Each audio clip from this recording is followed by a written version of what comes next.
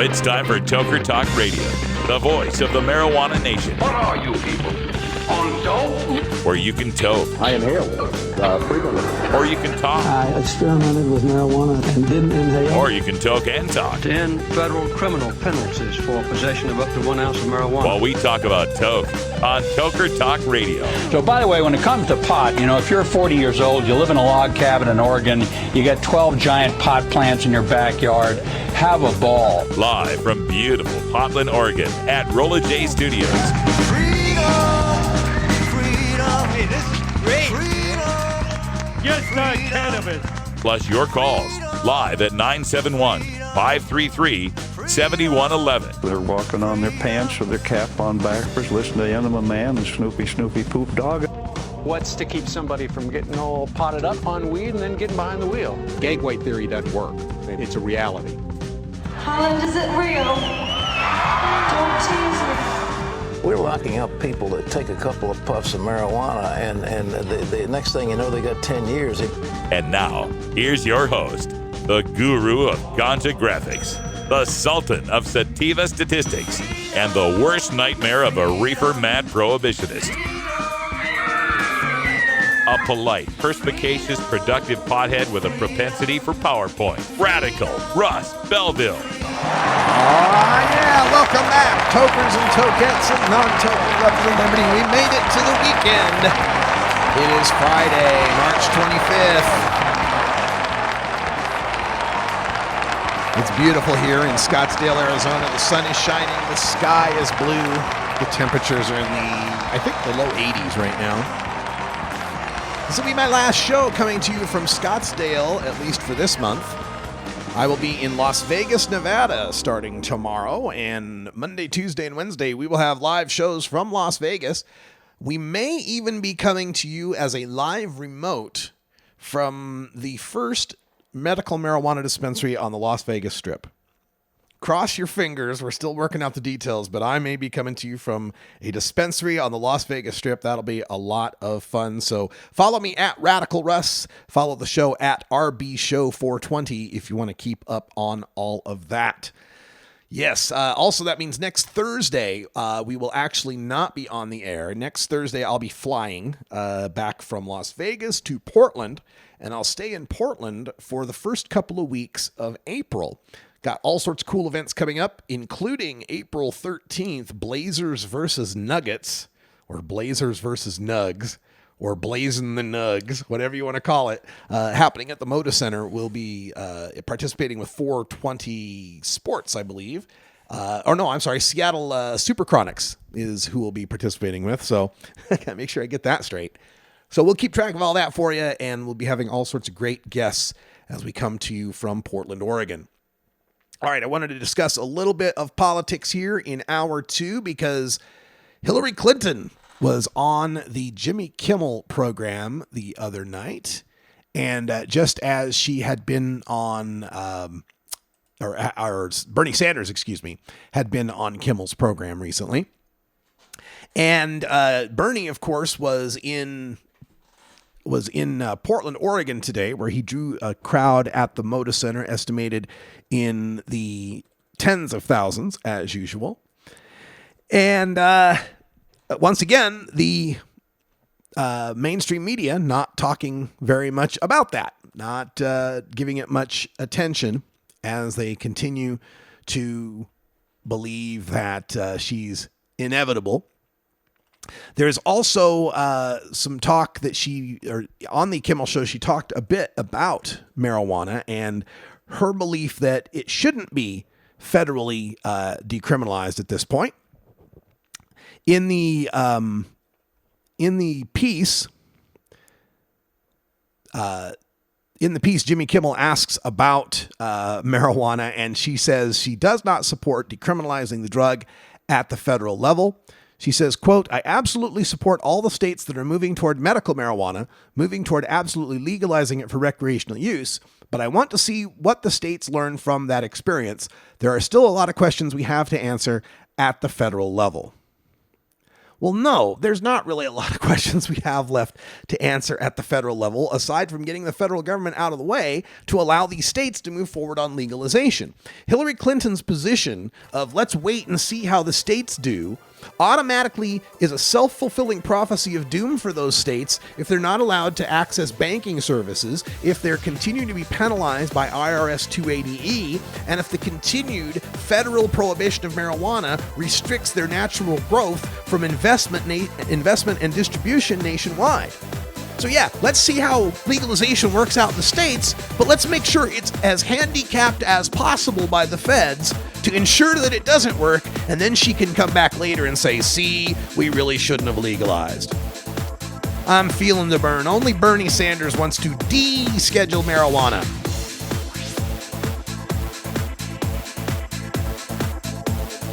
This is the Russ Belville Show on CannabisRadio.com.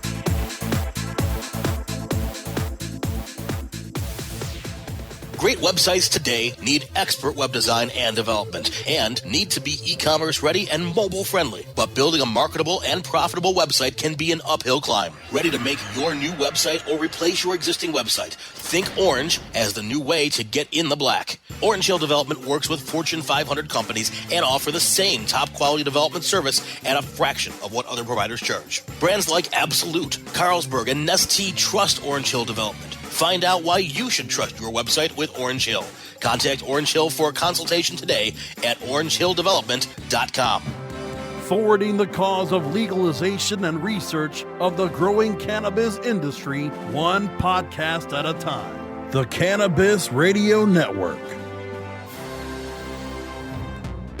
When you are starting up a medical cannabis business, you want a fired-up lawyer who understands the needs of cannabis consumers. The law office of Lauren Vasquez is your fired-up lawyer for the cannabis industry. Visit her website, fireduplawyer.com, or call 1-855-MMJ-LAWS for more information. That's 855-665-5297 for Lauren Vasquez, your fired-up lawyer, or email fireduplawyer@gmail.com. You're not high. You're listening to the Russ Belville Show on CannabisRadio.com. I do not like them, Sam. I do not like green eggs and ham. Okay.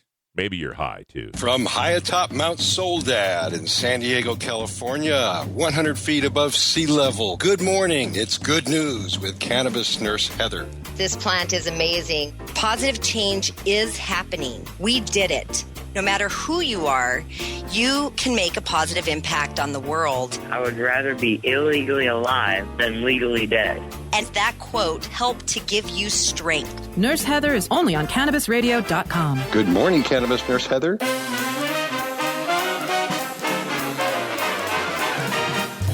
Warning, hits taken on this show are larger than they appear. Do not try this at home. These people are professionals. Or at least they pay me to say that. This is the Russ Belville Show on CannabisRadio.com. Welcome back, everybody. It is 8 after the hour, and I'm going to go back to the political arena where things are heating up in the race on both sides, the Democrats and the Republicans. This Saturday, there are caucuses and primaries in Alaska, Hawaii, and Washington State. It's widely believed Bernie Sanders will clean up in all of those states. That is, if Hillary Clinton's dirty tricks don't make that impossible. There's a lot of discussion here in Arizona. I've been here for this week in Arizona, and a lot of discussion in their newspapers and among their political web pages about voter suppression in the state of Arizona. Now, the way this works, Arizona is a state where you can also early vote by mail, right? So there's early voting and there's day of poll type voting. In Maricopa County, when they used to have something like 200 polling places the last election around, this time, this is on the Democratic side, this time they had only 60. They had people here in Arizona standing out in the 80-degree heat for 5 hours waiting to vote. We had people that didn't get their vote in until after midnight on election day. So right there, you have a situation which is a tried and true from the Republican playbook, because Republicans know when voter turnout is low, they tend to win. Here's a right out of the Republican playbook to suppress voters from showing up. Now, why would that work in Hillary Clinton's favor, you might think? Well, it goes back to those early mail-in voters. Early mail-in voters tend to be older voters, and the older voters tend to support Hillary Clinton. So Hillary Clinton can build up this big lead with the older voters on mail-in votes, and then while the people are in line, unable to get their votes in, more of them will just give up because they got to get back to work or they can't stand there all day. Those voters are more likely to be Bernie Sanders supporters, being the younger voters who tend to show up, if at all, tend to show up on voting day, election day. And consider that the people that were standing in line, many of those people standing in line for hours, 1 minute after 8 o'clock here when the polls closed, although many people were still standing in line for another 5 hours, 1 minute with 1% of the vote in, the national media calls Arizona for Hillary Clinton. So again, this is built up on that huge lead that she builds up with the mail-in voters. But as soon as that win is announced and people start seeing it in their Twitter and Facebook feeds, and they're standing in line for 3 hours and they were going to vote for Bernie Sanders, perhaps they realize, well, it's already called. What's the point? Might as well just go home. So it's a bit of voter shenanigans that are going on in Arizona. We have heard about the voter shenanigans that have been going on in Massachusetts. In Massachusetts, there are calls for a investigation and prosecution of former President Bill Clinton for his role in standing outside of polling places in Boston with a megaphone, saying hi and encouraging people to vote for Hillary, when Massachusetts election law forbids anyone from electioneering within 150 feet of a polling place. This is, a lot of states have this, right? When you go to the polling place, you can't wear your Bernie t-shirt or your, buttons or whatever. You can't be campaigning out front, right? But there's Bill Clinton, who just in being Bill Clinton is a walking campaign ad for Hillary Clinton, openly electioneering in front of Massachusetts polling places.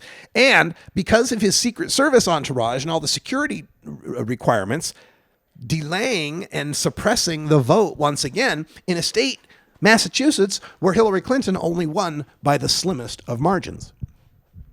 And now I'm reading reports on Reddit from Democrats in Washington state who are reporting all sorts of shenanigans that are going on there with respect to Hillary Clinton's campaign, sending out mailers to certain registered Democrats, telling them where and when they have to go caucus that are incorrect locations, telling them to show up at the wrong place. And folks, if you know the traffic in Seattle, if you end up having to drive across that traffic and end up at the wrong place and have to drive back across the traffic to get to the right place, that's going to suppress a lot of votes too. So it's becoming clear to me that between these efforts at suppressing the vote in these larger states that Hillary Clinton must win and the sandbagging of the debate schedule by Debbie Wasserman Schultz and the Democratic National Committee to ensure that as few voters would hear Bernie's message as possible, just points to me to a Democratic establishment that is acting against democracy. And we see it in these rallies. Time after time after time, we see photo after photo of Bernie Sanders rallies in these huge arenas with 10,000, 20,000, even 30,000 people showing up. People standing in miles-long lines just to get a chance to listen to his message. You don't see that from Hillary Clinton's campaign. You don't see that on her side. You see her in front of some carefully scripted rallies where you have to spend $2,700 just to get in. It's clear to me that in the cannabis community, we need to be supporting Bernie Sanders with everything we've got. And don't think that it's over yet, folks. Latest national poll that came out from Bloomberg showed nationwide among Democrats, 49% preferred Bernie Sanders to the 48% who preferred Hillary Clinton. The more people know, the more people hear, the more people realize that this is a time for change. This is a change election. This is a rejection of the establishment. This is why I reject that whole, you got to vote for Hillary because you can't have Trump. I reject the lesser of two evils because the evil itself is the system. The question here of whether or not the lesser evil runs the evil system is moot to me at this point. If we do not do something about campaign finance and income inequality in this country, all the other issues won't even matter. Climate change, you're worried about climate change? How are you going to get that through a Congress that's owned by big oil? Oh, you're worried about privacy? How are you going to get that through the Congress when it's owned by the telecom companies? Any change that we want to have happen is going to require some sort of revolutionary thinking. And that's why I'm excited about the Bernie Sanders campaign. So feel the burn, folks. It ain't over until it's over. Now, on the other side of the aisle, we're getting some really interesting stuff happening now as the National Enquirer has dropped a bombshell about Rafael Eduardo Cruz.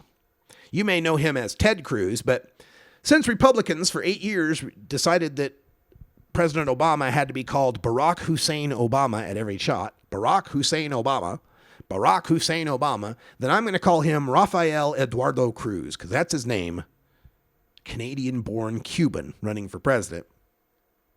And the bombshell in the National Enquirer accuses Ted Cruz of having sexual relations with 5 women, various women associated with his campaign. 5 different mistresses. Big Cruz sex scandal. And Donald Trump had been hinting at this, saying he was going to, there's big news out there about him, right? But to me, this whole Ted Cruz sex scandal, the best thing about it is encapsulated in one quote by Ted Cruz. And let me give you the quote. I got to prepare myself because this is a good one. Here it is. Well, let me be clear. Donald Trump may be a rat, but I have no desire to copulate with him. I'm not making it up, folks. That's the quote. Donald Trump may be a rat, but I have no desire to copulate with him. So, if you were wondering, would Ted Cruz fuck Donald Trump? No. By God, no. That's out of the question. There are some jobs that only immigrants will do. Melania Trump, Ivanka, Marla Maples, right? Anyway, okay. So what this is about? Let me give you the context because that's a little unfair of me. Ted Cruz is alleging that the whole National Enquirer sex scandal Ted Cruz story has been orchestrated by Roger Stone. Roger Stone is Donald Trump's chief political advisor. So Cruz is noting how Roger Stone is a hatchet man. He's been in the political biz for 50 years, and he's known for his dirty tricks. And there was actually a term coined about Roger Stone, and the term was he's a rat fucker. That's the term, rat fucker. And the verb was to rat fuck, right? To play dirty tricks, dirty political tricks on a political opponent is to rat fuck them. And it was invented off of Roger Stone. So Cruz is trying to say that, right? But he can't say rat fuck, right? He can't say that. That's just, you can't say that. So his actual quote was, and what is striking is Donald's henchman, Roger Stone, has for months been foreshadowing that this attack was coming. It's not surprising that Donald's tweet occurs the day before the attack comes out. And I would note that Mr. Stone is a man who has 50 years of dirty tricks behind him. He's a man for whom a term was coined for copulating with a rodent. Well, let me be clear. Donald Trump may be a rat, but I have no desire to copulate with him. This campaign couldn't have gotten any sillier, could it? And of course, Trump's reaction is great. Trump's got the typical Trump reaction. He says, quote, about the National Enquirer story, I did not know about it and have not as yet read it. Likewise, I have nothing to do with the National Enquirer, and unlike lying Ted Cruz, I do not surround myself with political hacks and henchmen and then pretend total innocence. Ted Cruz's problem with the National Enquirer is his and his alone. And while they were right about O.J. Simpson, John Edwards, and many others, I certainly hope they're not right about lying Ted Cruz.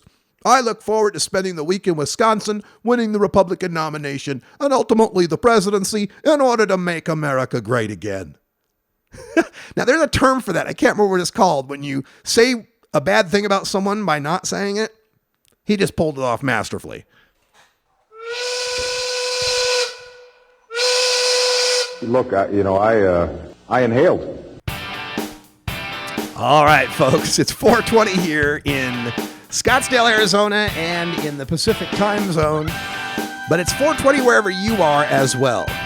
Join me on Doobie.co. I'll get registered just as soon as my phone will download it. I got one of those wimpy phones that I can't have too many apps on it. Stay tuned. We're back with more political talk after this.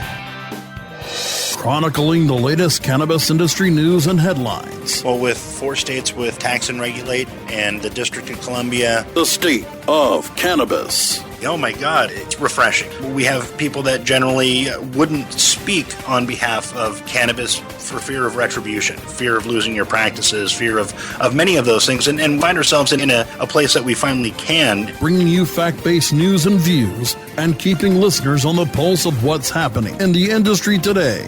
The state of cannabis. On demand anytime, only on CannabisRadio.com. You're not high. You're listening to the Russ Belville Show on CannabisRadio.com. And if standing for the Constitution make you a wacko bird, then I am a very, very proud wacko bird. Okay, maybe you're high too. NORMAL stands for Responsible Adult Cannabis Use. If cannabis use is causing problems in your life, consider taking a break or seeking medical assistance. Consider ceasing cannabis use if you have a family history of mental illness. Don't drive or operate heavy machinery while impaired by cannabis use. Cannabis use is not without risks, even though the risks are far less than those posed by legal drugs. Next to THC and CBD, you can now add CBR to your cannabis vernacular. CBR as in CannabisRadio.com. Don't want to spend money on a night out, but don't know what to do other than watching TV or playing video games? Consider playing guitar, bass, banjo, or mandolin. The instrument will give you hours of entertainment with friends with minimal expense. Stop by the Fingerboard Extension downtown Corvallis at 120 Northwest 2nd Street today, or check out its inventory on the web at fingerboardextension.com.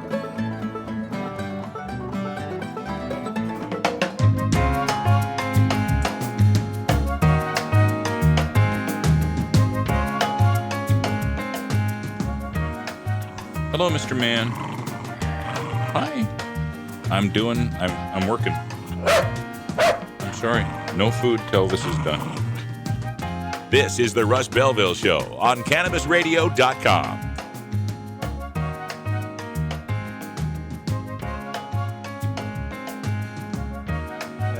Well. That's what I get for opening up my big mouth. I just downloaded Doobie. Someone is already using the Radical Russ username. You bastards. All right. I don't know what I'm going to do. I got to be Radical Russ. I can't be anything else. Who the hell out there stole my Radical Russ name? If you're on Doobie.co, some of my listeners out there, you may have signed up. Pass a Doobie to this Radical Russ fella and ask, who the hell are you and why are you stealing the Radical Russ name? Was that you, Stoner Jesus? Did you do that? He was threatening that on the in the chat room. And now I have to send him some sweet Nick Lachey money. I'll tell you what, Stoner Jesus, if you bought that, if you went and got the Radical Russ username, I will send you all the money that Nick Lachey paid me to support issue 3. Every cent of it. It's yours, baby. Oh my God. Welcome back to the show. And here in hour 2, we just like to kind of free flow and talk a little bit about the politics of the day. And the latest thing I want to talk about is legalization in the state of Vermont. Right now, the state of Vermont is working on passing a marijuana legalization bill through its legislature, and it's an interesting effect here that marijuana legalization by initiative is having. The smart politicians recognize the handwriting's on the wall. Marijuana legalization supports over 61% now in the AP poll. Okay, so we know it's coming, right? So now what's happening is Governor Pete Shumlin there in Vermont is pushing the legislature to pass legalization because he thinks that by doing so, they can undercut how wide open an initiative-based legalization might be. We've become so successful at passing these marijuana legalization initiatives that the Vermont governor is afraid if the legislature doesn't act and pass something really limited, then the people will act and pass something that's far more liberal. And so this comes up in a story from WWLP News in Vermont, and it's the Vermont governor talking about Massachusetts. Now, Massachusetts has marijuana legalization working through as an initiative. The initiative would allow for pot shops, would allow for pot lounges, it would allow for home grow. It would be pretty generous as far as its possession limits, about the same as the other legal states. And Governor Shumlin there in Vermont has said it's a bad pot bill. And he worries that, he says, if Vermont's legislature, now he's kind of like threatening them. He's like saying, if the Vermont legislature doesn't pass this legalization, Massachusetts will pass its legalization, and then Southern Vermont, which is, right up there against Massachusetts, will have the effects of Massachusetts' quote bad pot bill. Now, the bill that Governor Shumlin is pushing in Vermont is much narrower than what we see here in the currently legal states and the 5 states that are currently trying to legalize. The bill that cleared the Vermont Senate last month is something that he calls, quote, the most careful, deliberate attempt to regulate marijuana in America. One of the things he's proud of about this Vermont Senate bill is that it prohibits the sale of edible marijuana products. No edibles, no cookies, no gummy bears, no edibles, which he says, quote, have caused so many problems in Colorado, end quote. Now, this is a bunch of scaremongering at its best. The problems that occurred with edibles in Colorado have largely been cured in Colorado. We don't hear a lot more of those stories anymore. They adjusted the dosages, they changed the labeling so people could know what they're getting, and they embarked in education campaigns to let people know that you got to start low and go slow. You can't just chow down on the marijuana cookies. And consider that the problem with edibles found in Colorado's first year of legalization had a lot to do with the fact of newbies, not Colorado residents who already knew what they were doing, but newbies coming into town who then can't smoke pot in their hotel, can't smoke pot in public, and have no pot lounge to go to.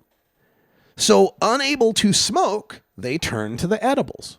And they don't have the experience with the edibles, and that's where we had the problems. So for Governor Shumlin to bring this up as if it's a reason for Vermont not to move forward with edibles is entirely short-sighted on his point. It's not as if not selling the edibles is going to mean there won't be edibles. It means people will buy their own marijuana, and then they will process it into edibles on their own, and there will be no regulation or control over it, no testing over it. Also, as a part of this bill, it does not allow for home grow. It does not allow for smoking lounges. It does not allow for delivery services. And of course, Massachusetts bill would allow people that are growing at home to be able to possess up to 10 ounces of marijuana at home. And he says it won't allow any of that. On his blog, Governor Shumlin writes, quote, if Massachusetts moves forward with their legalization bill while Vermont delays, the entire southern part of our state can end up with all the negatives of a bad pot bill and none of the positives of doing the right thing. He's clearly got a little bit of reefer madness going here, but, hey, legalization by legislature, I can't be against it. You know my stance. Anything that ends the contraband nature of marijuana is something to be welcomed. My typical questions for a legalization initiative are, can I possess it? Can I buy it? Can I grow it?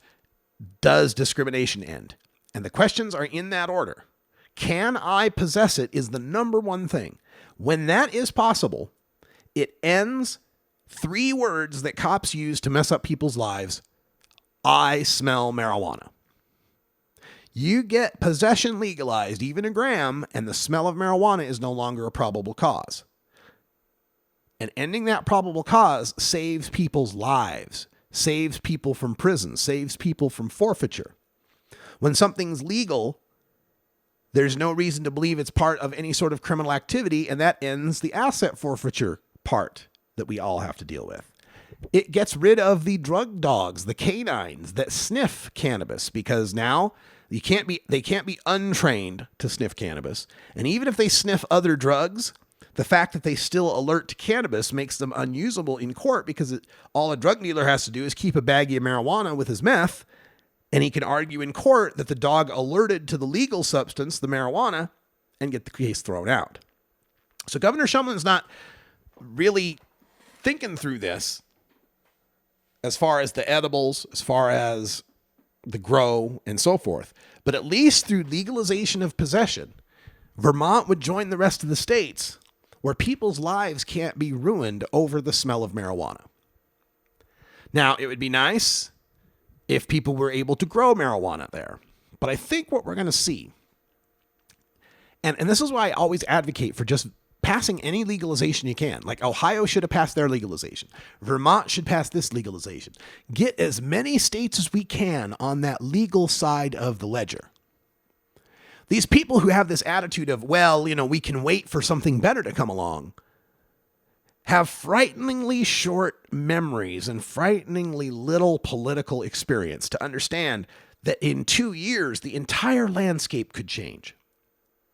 We could have a domestic terror attack. We could have an outbreak. We could have a political scandal. We could have a massive change of heart. We could have a scandal coming out of Colorado or Washington that freaks everybody out about marijuana use. You never know what could happen.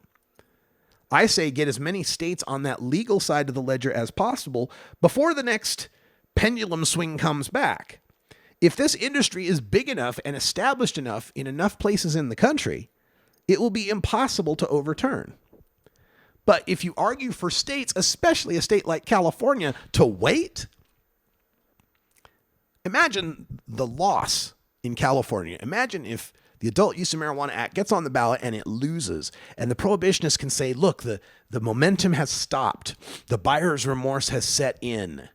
People don't, even California recognizes that it's not time yet to legalize marijuana. Things can change really, really quickly in politics. So it's something we all need to keep fighting for. And even though this Vermont legalization isn't what I'd want to see in legalization, it's the beginning. And I think as more and more states legalize, as the industry becomes bigger, and Vermont gets surrounded, by Massachusetts having legalization and Maine having legalization, and eventually, New York and other states, they'll all start to legalize. And we'll start to see kind of a competition in tax rates and regulations. You know how these states compete with each other as far as the tax breaks they can give to lure companies in? Happens all the time, right? We'll start to see similar deals. We'll start to see legislatures, as we get to the 20th, 25th legal state and so forth, having to compete with each other for businesses and for distribution and for how they treat their cannabis citizens. It's already happening between Washington and Oregon. The legalization of marijuana in Oregon caused a huge reaction in Washington state. Washington state, in the meantime, continued to sell up to an ounce to people and edibles and tinctures that people in Oregon couldn't buy. They could only buy 7 grams of flour. That law in Washington caused a change in Oregon, where now the legislature has taken up, hey, let's let them sell edibles and let's let them sell tinctures as well, so everybody doesn't just drive over to Washington to get their products. Let's keep those tax dollars here in Oregon. That sort of cross-border competition, as it starts to light up between Washington to Oregon, Oregon to California, California to Nevada, Nevada to Arizona, just that 5-state region there, having to compete with each other as far as what their legislative penalties, their regulations. One state will have a $50,000 fee to get a license. The other one will drop theirs to $40,000 to try to bring in some of those entrepreneurs and make some of that money. And then the other state might have to react and lower their fees. There will be a competition, a capitalistic competition between states. And especially so long as the federal prohibition remains and these companies can't be located in multiple states. They can't do interstate transactions. They have to set up separate entities in each state. That's further going to cause this competition between states because your business can only get as big as your particular state will let it get. That's going to cause these legislators to say, oh, wait a minute, we're losing all these growers to the state that allows them to have 50,000 foot grows. Let's allow our state to have 75,000 square foot grows or whatever it might be. So that's why I don't get too concerned about what is the particular bad piece of language in any particular legalization at such an infancy stage of legalization. This will all come out in the wash. In 10 years, this won't even be a consideration.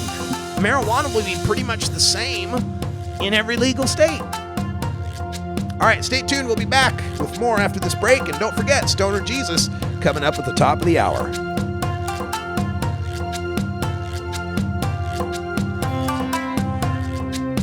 This is the Russ Belville Show on CannabisRadio.com.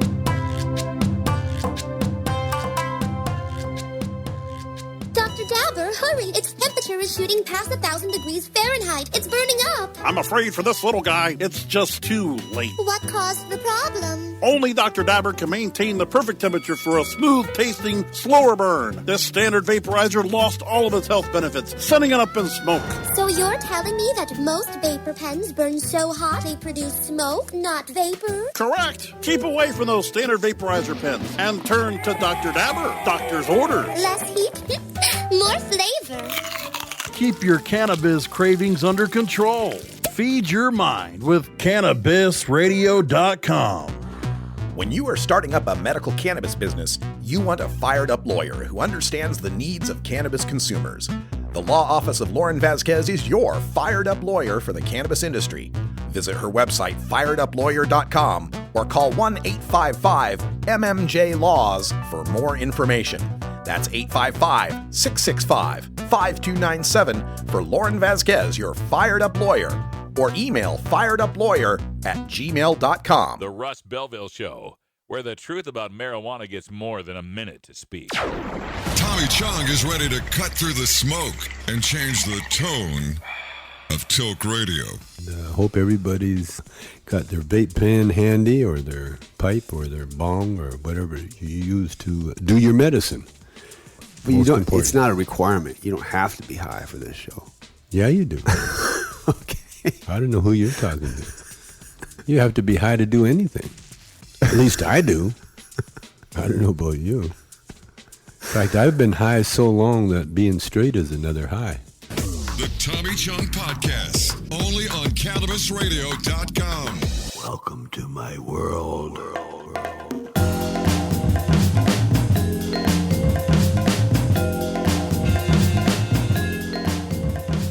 Remember, friends, there's more to life than marijuana. I just can't remember what it is. Why'd I come in here? You're tuned into the Russ Belville Show, the voice of the marijuana nation, only on CannabisRadio.com. Welcome back, everybody. 38 after the hour. Just finishing up my email to the CEO of Doobie. I'm telling you, folks, I'm serious. I want my Radical Russ username, damn it. You know how long it took me to get the Radical Russ username on Instagram? Some kid had Radical Russ on Instagram, posted like 3 pictures, and never posted anything ever again. And I had to wait for that account to finally die before I could get Radical Russ on Instagram. And I will be damned if I'm going to be real Radical Russ or the Radical Russ or anything like that on Doobie. I want my Radical Russ. It's trademarked, damn it. Don't make me take him to court. I'm kidding. I'm not taking anybody to court. Like, I can afford that shit. Come on. I'm just teasing. But I hope the CEO hears my plight and will get me that Radical Russ account. I mean, really, I am literally Radical Russ on everything else. In fact, my business cards now, I have all the icons from the social media apps, and I might have to modify them because now I'm going to be on Doobie. But I hope I'm on Doobie anyway. But yeah, it's Radical Russ everywhere. It's part of my trade. And so I really hope I can get that taken care of. All right, let's get back to some stories here on marijuana and a couple of international stories that I want to finish up the day with, because we are looking forward to, in just like 3 weeks or so, the 420 holiday happens on a Wednesday. But it is also when the United Nations will be meeting in a General Assembly special session in New York to discuss the global drug policies. And the last time they got together for something like this was 1998. And it was all about creating a drug-free world. Seriously, they thought they could do that. It'd be a drug-free world. But they're getting together again 18 years later. And the tone has changed considerably.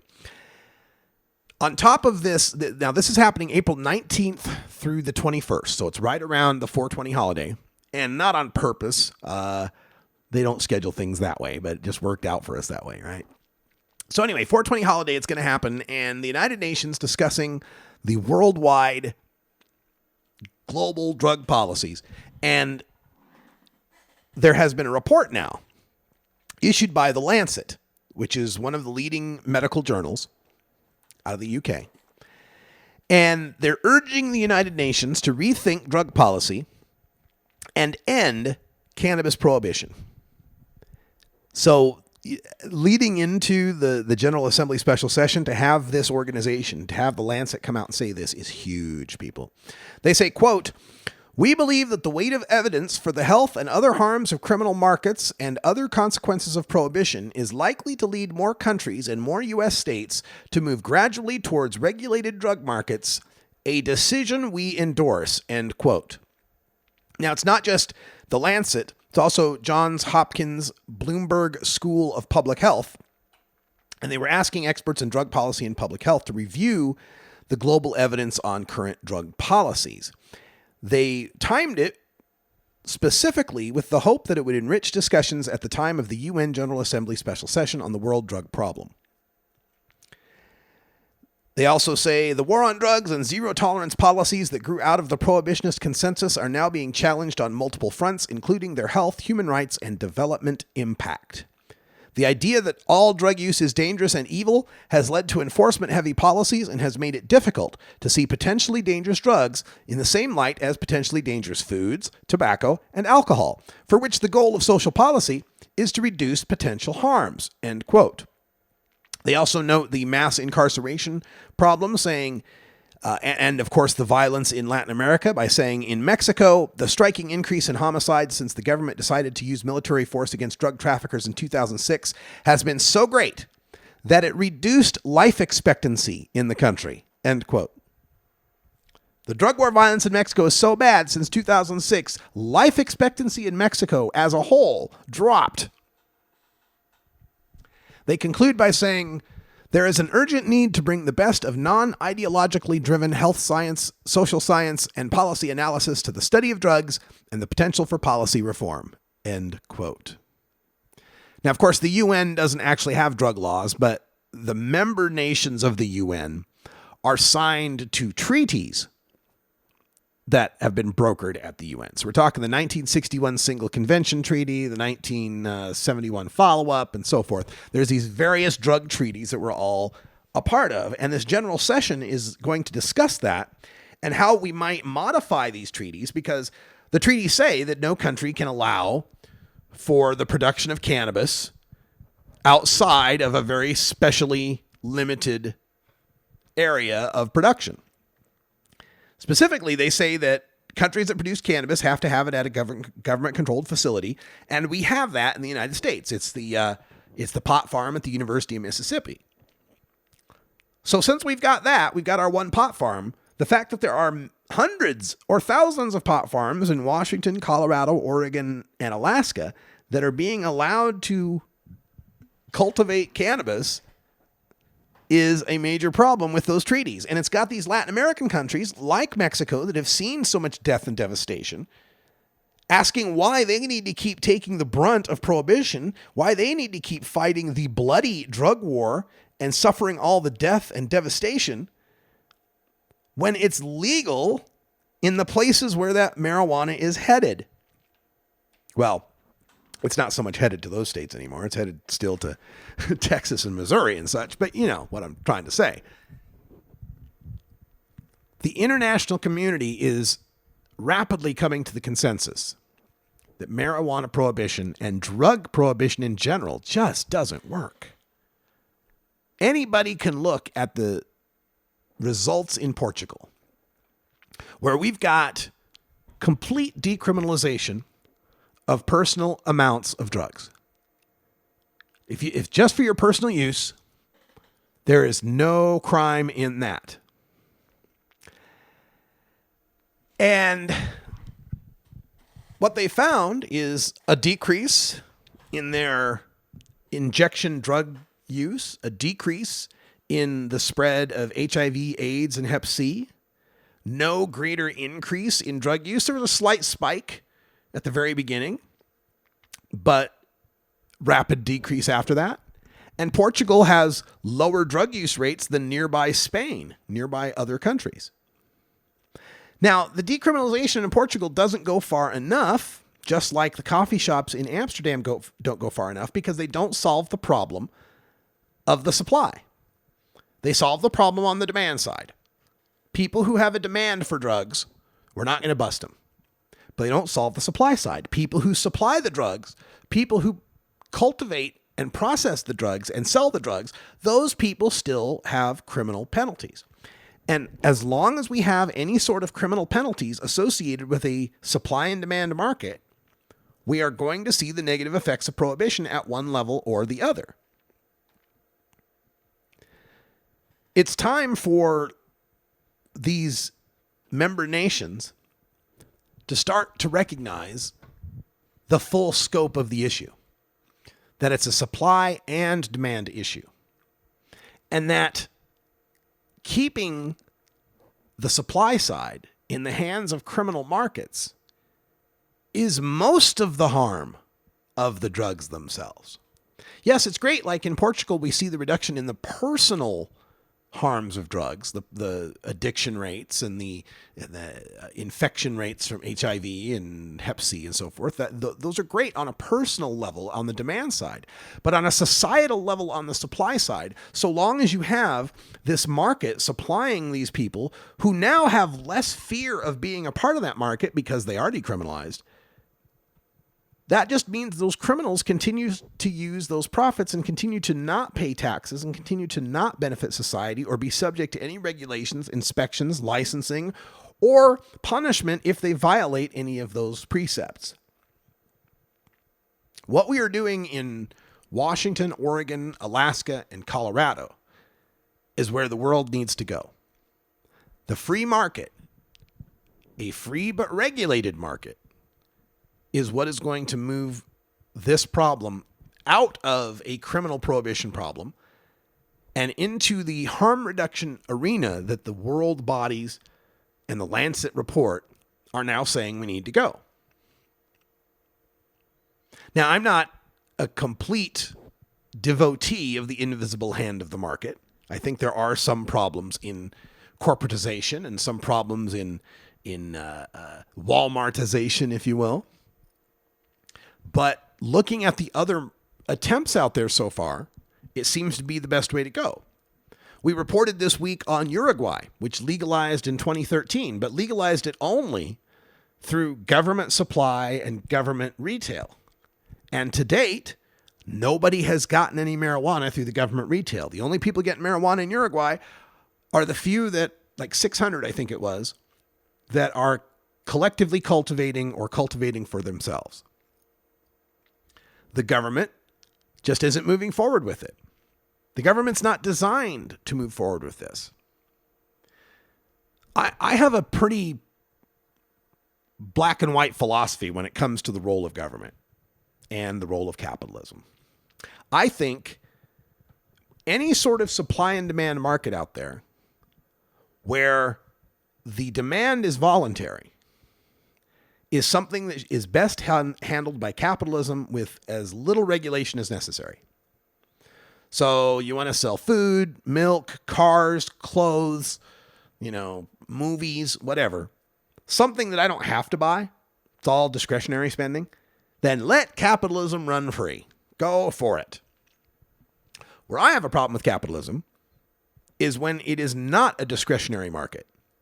Healthcare, education, police, fire, interstate roads, space travel, exploration, scientific inquiry, big projects that don't necessarily work well with a profit and loss motive, like scientific exploration, NASA and such, doesn't really have a good cost benefit until you look long term. The benefits from the science of space exploration have benefited us so much in miniature. I mean, the cell phone, for example, wouldn't exist without space technology. But quarter by quarter, it's hard for corporate types to see that. And the other place where I don't think capitalism works so well is when it's a market where the supply and demand metric works to cause misery or works to benefit off of misery. That's why I don't like the capitalist market in healthcare, because the way to make profit is to have to issue more healthcare. How do you issue more healthcare if more people are sick and disabled? So there's a perverse incentive in capitalizing healthcare to create more sick and disabled people to purchase your healthcare. Same thing with the private prison industry. The perverse incentive to create more criminals to make sure you fill your prison beds. Those are some areas where I think capitalism needs to be limited, and it needs to be more, shall I say, socialist. All right, we got to take a break. When we come back, we'll shut down the show here and get things ready for Stoner Jesus, who's joining you live at the top of the hour from Stoner Heaven.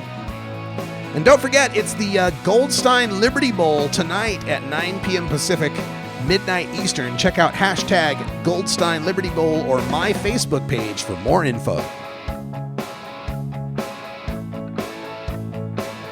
This is the Russ Belville Show on CannabisRadio.com.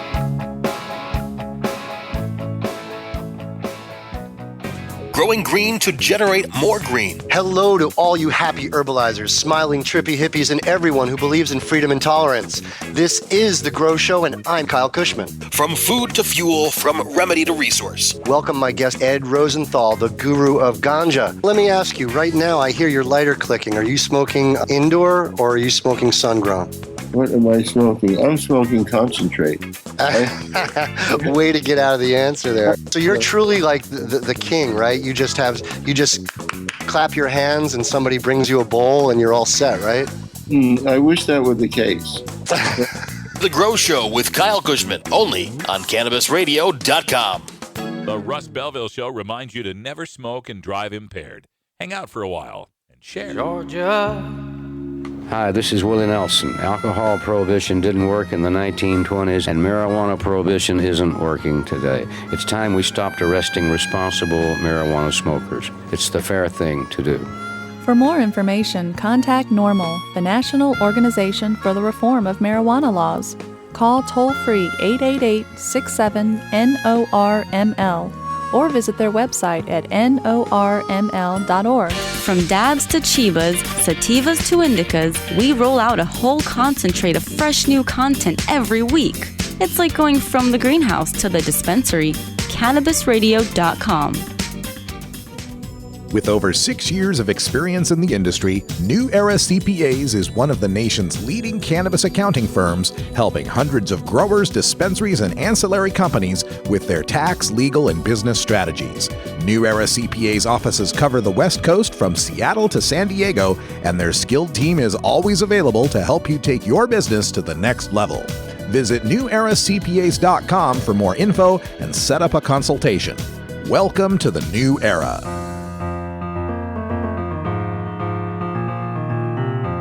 Pod 2.0. It's not your father's Woodstock weed. This is the Russ Belville Show on CannabisRadio.com. Welcome back, everybody. 54 after the hour, and following up on the Bernie Sanders appearance at the Moda Center in Portland, Oregon today. Apparently something really amazing happened, and I have to preface this by playing you a little clip from the show Portlandia. You know Portlandia, the show that... It's not too much satire, really. If you've ever been to Portland, Oregon, you'll find that the satire is very close to the reality in Portland. So there was a famous sketch in Portlandia about, it was called Put a Bird on It. And I don't exactly know what that means, but here's the Portlandia sketch. Hi, I'm Bryce Shivers. Hi, I'm Lisa Eversman, And we put birds on things. Today we're gonna go to a store on Mississippi Avenue. Nothing has birds on it, but you know what we're gonna do? We're gonna put birds on things. Spruce it up, make it pretty. Thank you. Put a bird on it. Putting a bird on this teapot. It's a bird. I bet you it's flying all over the beach. What a sad little tote bag. I know, I'll put a bird on it. Did you see this bag before? I didn't. Now there's a bird. It's flying, it's free. I'm gonna put this bird right on this card. It's so pretty. You like that, ma'am? Fantastic. Putting a bird on toast. Put a bird on it. Look at this. I just sewed this bird right onto the pillow. Oh, you missed this bag. What are you doing? Watch your fingernails. What about the bird? Am I bleeding? Ma'am, am I bleeding? No, you're fine. So that's the Put a Bird on It sketch from Portlandia. Well, Bernie spoke at the Moda Center, and while he was speaking there today, a bird actually landed on his podium. Here's a clip from the event, featured by the Oregonian. That if he or she does their schoolwork seriously, does well, takes school. What?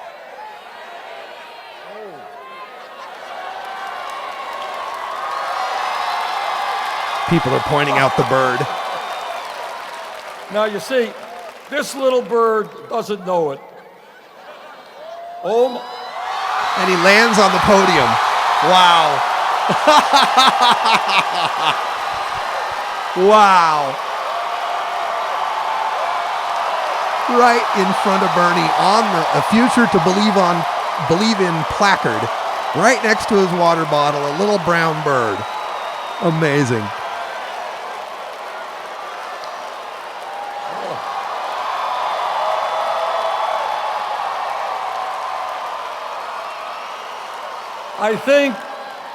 I think there may be some symbolism here.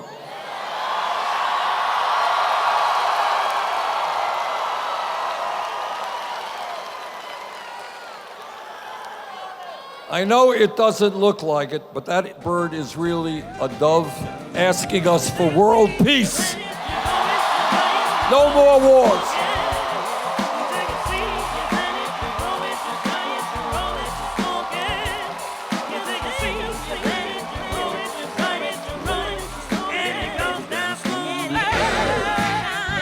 In any case.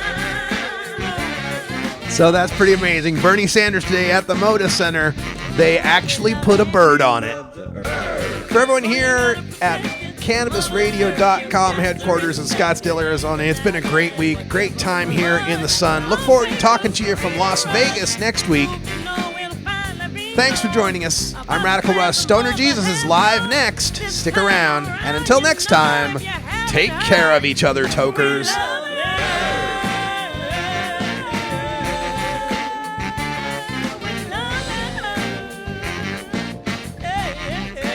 This is the Russ Belville Show. The Russ Belville Show is blogging and podcasting daily at radicalruss.com.